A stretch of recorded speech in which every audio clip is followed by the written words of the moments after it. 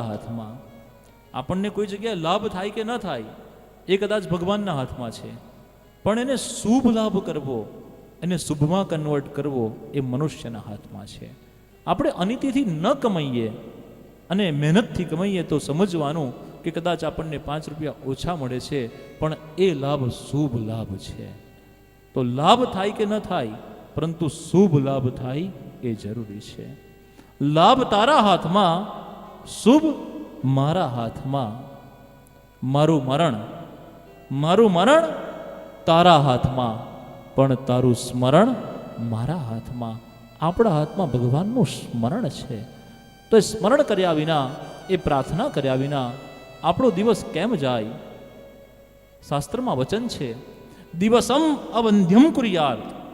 તમારો દિવસ વાંઝણો ન જવો જોઈએ. જે દિવસે 5 મિનિટ પણ ભગવદ સ્મરણ નથી કર્યું, સમજવાનું કે તમારો દિવસ આજે વ્યર્થ ગયો, આજનો દિવસ તમારો નકામો ગયો. દિવસમ અવંધ્યમ. દિવસને અવંધ્ય કરો ભગવદ સ્મરણથી, પ્રાર્થનાથી. પસે પ્યાસ, पसे प्रयास, पसे प्रार्थना. फिर चौथा प आता है प्रतीक्षा.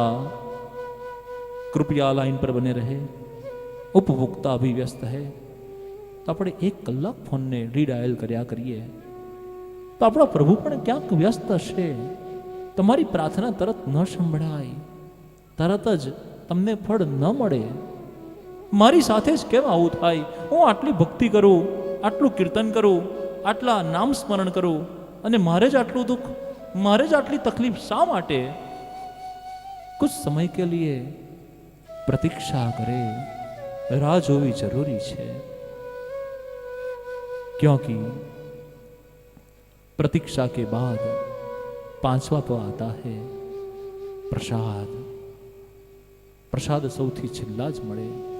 આપણે બધા જો સૌથી પહેલા જમવાનું રાખીએ તો આ સત્સંગમાં કોઈ આટલું ન બેસે.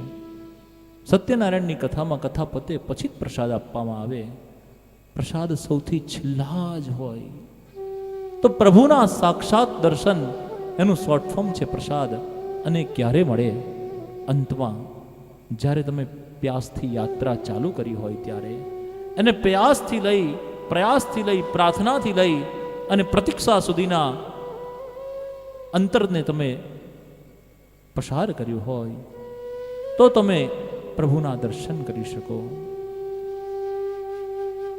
આ પ્રભુ સર્વત્ર વ્યાપક છે, કણ કણમાં બિરાજમાન છે. અને બિરાજમાન એવા પરમાત્માની સાથે આપણે જોડાવાનું છે. ત્યારે આજનો આપણો એક દિવસ તો માની લો કે અવંધ્ય થઈ જ ગયો. આજનો દિવસ તો આપણો સારો થઈ જ ગયો. ભગવાને દિવસ બનાવી, રાત્રિ બનાવી, ગ્રહ બનાવ્યા, નક્ષત્ર બનાવ્યા. કરતુમ અકર્તુમ અન્યથા કરતુમ પ્રભુ પોતે છે. આપણા વાળના આગળના તીક્ષ્ણ ભાગના 1 કરોડમાં સૂક્ષ્મ જેટલું સ્વરૂપ પ્રભુ લઈ શકે છે. અણુ શોધાય અને નામ અપાય, ગોડ પાર્ટિકલ. પરંતુ આપણા શાસ્ત્રમાં એનું વચન છે, સહસ્ત્રશી રેખા પુરુષ સહસ્ત્રાક્ષ સહસ્ત્રપાત સભુમિગ્ગુ સર્વત સ્પૃત્વા તતિષ્ઠ દશાંગુલમ. પુરુષ સૂક્તની અંદર વિરાટ પુરુષની કલ્પના છે. અને આ વિરાટ પુરુષ કેવો? સમુદ્ર એ વિરાટ પુરુષનું ઉદર કહેતા પેટ છે.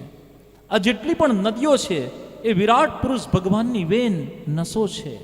જેટલા પણ વૃક્ષો છે એ વિરાટ પુરુષના રૂવાળા છે. ચંદ્રમા મનસો જાતો ચક્ષો સૂરજો અજાયત.